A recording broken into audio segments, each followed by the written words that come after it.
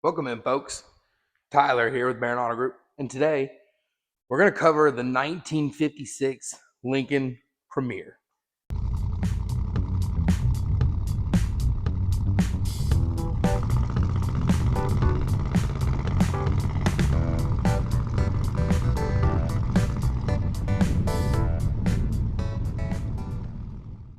You may think by looking at this car that it is just a big old boat.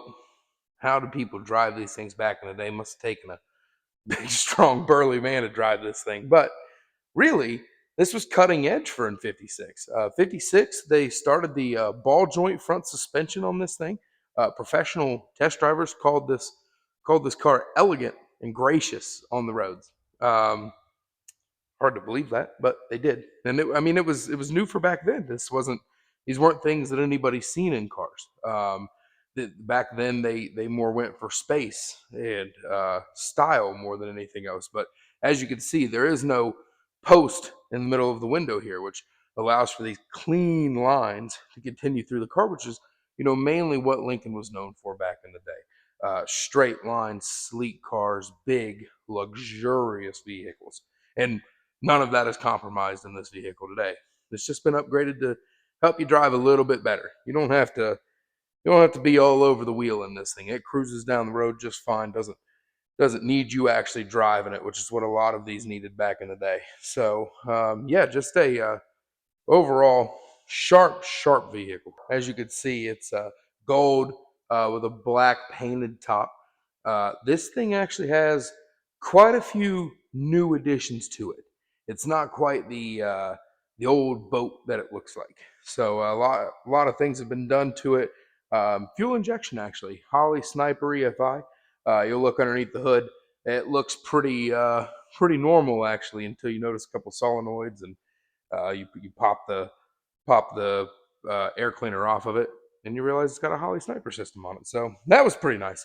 The next thing, it's got a Mustang 2 front suspension on it. So it's got a rack and pinion front steering, which gives you kind of a newer feel to that guy instead of giving you the slop in the steering wheel.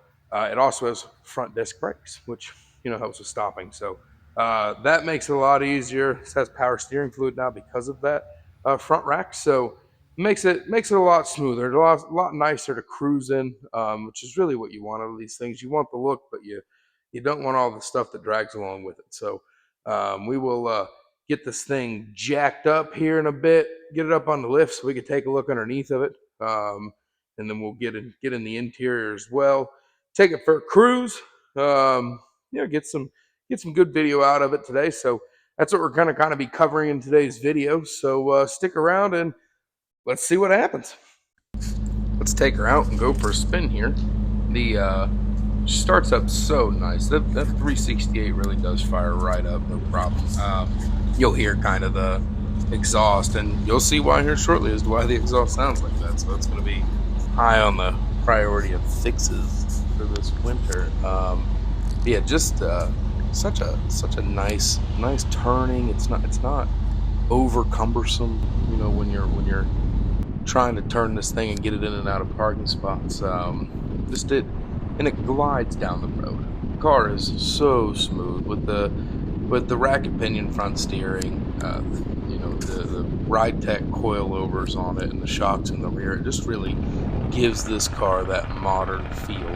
Notice my door is still open a little bit there. I guess I didn't close that guy all the way. This video would have looked a lot better had I realized I didn't close the door.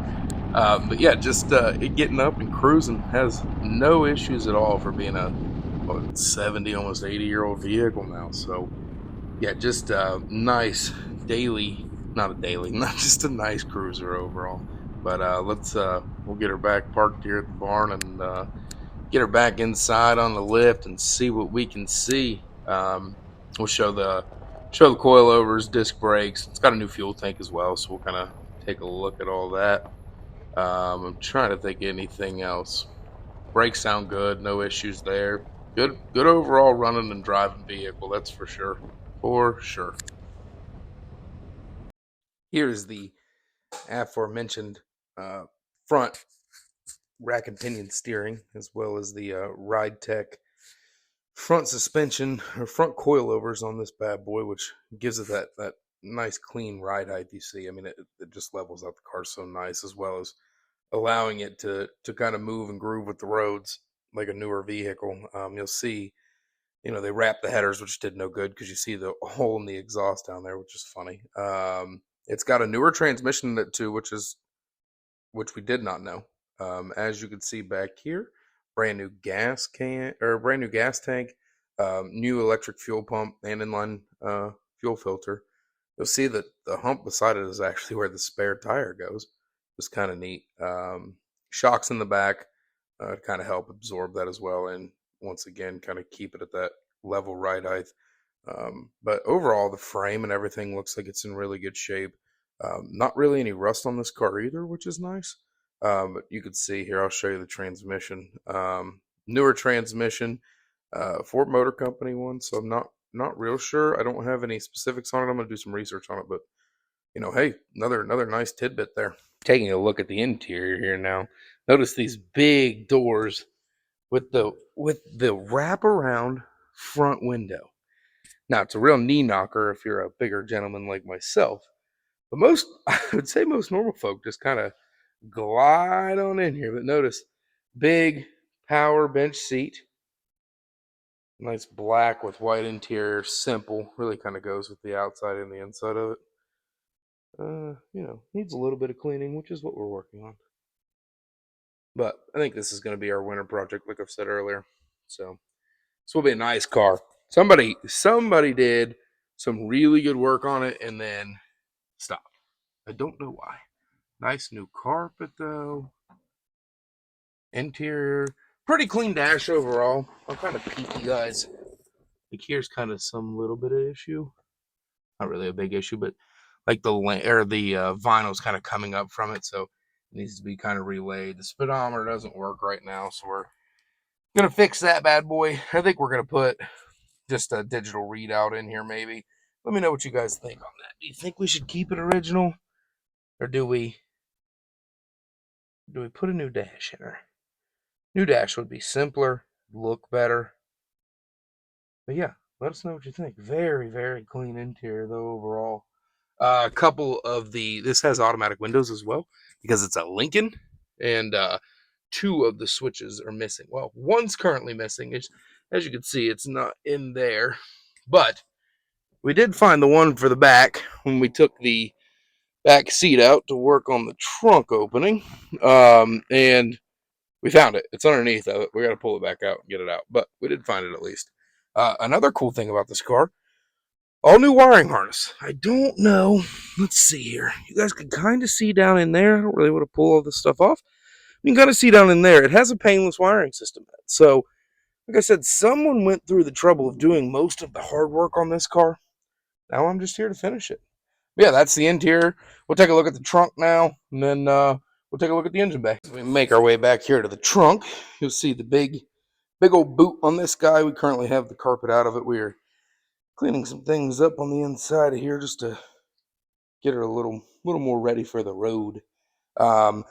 Very clean overall, rust free. Like I said, just had to clean it out, clean it up, spraying the top of the trunk as well, just kind of give it a more finished look. Like I keep saying, the person that had this started it, just didn't quite finish it. That's just what we're working on. But big enough for two small kids, so technically this car seats like 8, really, if you think about it. Honestly, they could lay down. It's pretty comfortable back there. But yeah, big trunk as you would expect out of this big Lincoln. As we make our way up toward the front of this large Lincoln, you will see another impressive point to this car. It is a 368 Y block V8.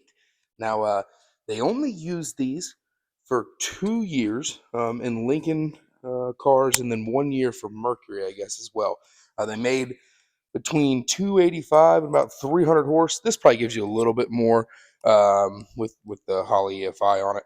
But yeah, overall, nice motor, a lot of torque. I guess 415 foot-pounds of torque is supposedly what this thing put out. So it'd haul anything you need. I'm not really sure you're hauling much with this car, but hey, you might. If you peep down there, there is the little fuse block. Oh, here, let me see here.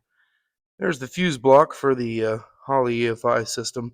And through the magical power of editing, I will now show you the Holley EFI underneath of this bad boy. So yeah, just another nice little piece to this. The gentleman put good parts on this from what they redid. So or what they upgraded.